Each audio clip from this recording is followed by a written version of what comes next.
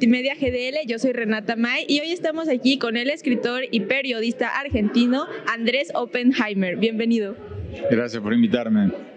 Bueno, hoy vamos a hablar sobre su nuevo libro que sacó, que se llama Cómo salir del pozo. Este libro, si bien le comentaba a Andrés que tuve sentimientos encontrados, porque siento que como joven conecté mucho y es un libro que cayó como anillo al dedo para nuestras generaciones, porque tras una pandemia, la era digital, las redes sociales, como jóvenes nos sentimos pues muy desanimados e incluso infelices, la verdad, ¿no? Entonces yo quería preguntarte, Andrés, ¿qué mensaje nos quieres trasladar a la juventud que venimos pues arraigada de todas estas situaciones complejas? Bueno, me permites, hay muchos mensajes, porque como tú dices, Renata, viajé por todo el mundo en busca de la felicidad, si quieres sintetizarlo. ¿Cómo podemos hacer para ser más felices ante esta ola de descontento y de depresión que hay en el mundo? Porque todas las encuestas muestran que hay una ola de depresión y de soledad y de descontento en todo el mundo. Entonces fui por el ranking de los países más felices del mundo, empecé a ir a los países más felices del mundo, que son los escandinavos, Dinamarca, Finlandia, etc. Y después fui a otros que están haciendo las cosas más innovadoras para aumentar la satisfacción de vida de la gente, como Gran Bretaña, como India, para ir a países ya no todos desarrollados, a Bután, etcétera, etcétera. Y lo que fui es a buscar soluciones para nosotros, para los latinoamericanos, porque de nada sirve decir qué hacen los países más felices del mundo si no lo podemos aplicar a los nuestros. Y yendo a tu pregunta, encontré muchas cosas. Al final del libro doy 10 recetas, digamos, que yo extraje de todos estos viajes, pero te voy a compartir una. Pues si te digo las 10 nadie va a leer el libro. Pero te comparto una que me llamó la atención porque no la tenía en mi radar. El optimismo realista. Yo pensé que el optimismo era algo trivial, algo anecdótico, pero resulta que hay cada vez más estudios que muestran que la gente optimista es más exitosa, vive más. Hay un estudio de la Academia Nacional de Ciencias de Estados Unidos que dice que la gente optimista vive 6 años más que la pesimista. Y otro estudio de la Universidad de Stanford que dicen que viven 10 años más que los pesimistas. Y lo que comprobé entrevistando premios Nobel a científicos, a eminencias en todos estos temas, es que el optimismo mismo es clave, no solo para vivir mejor y más sano y tener menos enfermedades, sino para ser más exitosos en nuestras chambas. Y si te pones a pensar es lógico, porque si tú vas a trabajar más o menos contenta, vas a tener más energía, más dinamismo, que si vas deprimida y te arrastras al trabajo. Si vas con un cierto sentido de optimismo, vas a ser mucho más creativa, más dinámica, te va a ir mucho mejor. Termino de contestar esta pregunta con la historia favorita que cuento en el libro de los 2 ejecutivos ingleses que fueron a África.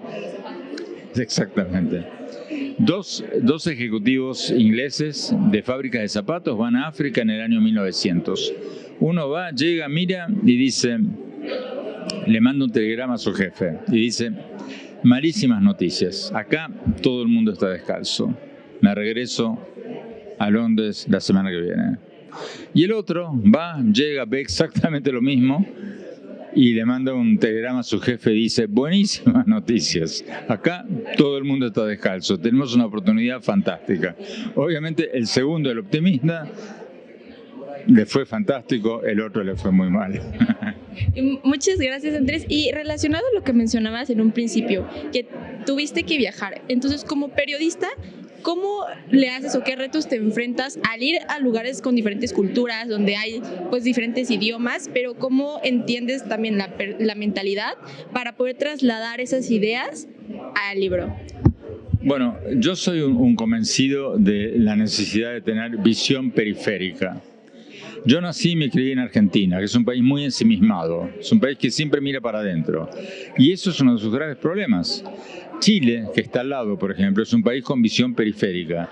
Siempre están mirando lo que hacen otros para ver qué pueden aprender, qué pueden copiar. Y no se trata de copiar todo, porque hay cosas que son de otras culturas, que no se adaptan a las nuestras. Pero es ridículo creer que inventamos el agua tibia, que los mexicanos inventaron el agua tibia, que los argentinos... Hay gente tan inteligente o más inteligente que nosotros en todas partes del mundo que están haciendo cosas mucho mejores que las nuestras, que les va mucho mejor. Entonces miremos lo que hacen y veamos de todo lo que hacen qué podemos extraer para nuestros países. Y eso es lo que hago en todos mis libros. Eso es lo que hice en mi libro sobre educación, Basta de Historias, lo que hice en mi libro sobre competitividad, cuentos chinos, lo que hice en mi libro sobre tecnología, Sálvese quien pueda, y lo que hago en Cómo salir del pozo, sobre las nuevas estrategias de los países, las empresas y las personas para aumentar su satisfacción de vida. Y qué bueno que saca ese tema, porque de hecho en su libro, en el capítulo de América Latina, el continente pesimista, hubo una parte particularmente que me recordó a su libro Crear o Morir, porque habla un poco del contexto actual de Latinoamérica, pero como incluso por el tema geográfico, por la ubicación geográfica en la que nos encontramos, nos limita a las personas, ¿no? Y habla de un tema que es, por ejemplo, el de la industria de la parte creativa. Y hay una frase que dice que el principio de todo es un emprendedor soñando en grande. Entonces, ¿qué nos puede recomendar a la juventud que queremos salir adelante, pero por donde vivimos nos detiene? Bueno, lo que pareciera ser una desventaja es una gran ventaja. Ahí cuento que, por ejemplo, yo tengo un programa en CNN donde tengo un segmento todas las semanas, el innovador de la semana.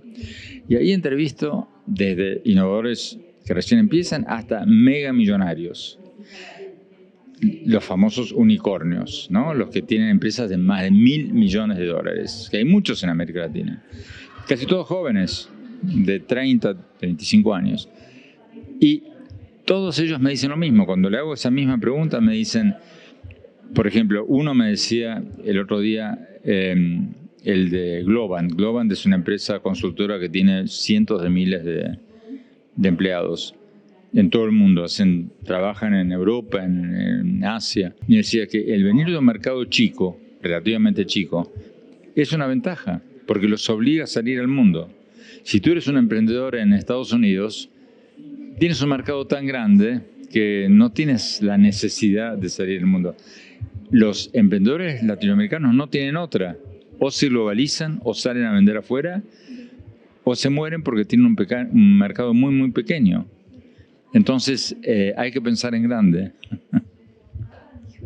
Y me gusta mucho esa idea que menciona de hay que pensar en grande, y me relaciona también al tema que habla de la educación, ¿no? Porque habla, por ejemplo, de la educación positiva y de los problemas que ha traído, y justo a raíz de la pandemia que nos quedamos como un poquito atrás, ¿no? Y las implicaciones que tiene, y que ahora hay que hacer un modelo que es visión más holística, en el sentido del conocimiento básico, más aparte la parte socioemocional. ¿Nos puede hablar un poco más de eso? Bueno, yo soy un convencido de la necesidad de mejorar nuestro rigor educativo y nuestro nivel académico. Lo que dice el actual gobierno de México es una tontería total. No, vi una señora bailando ahí en una mañanera, ¿sabes a lo que me refiero? Que decía que no importa sacarse un... Bueno, eso es una receta para el atraso, pero es una receta para el atraso y para el fracaso y para la pobreza, ¿no? Eso es una barrabasada absoluta. Hay que insistir en el rigor y la excelencia académica. Pero como tú dices ahora, paralelamente a eso, hay que insistir también en las habilidades socioemocionales.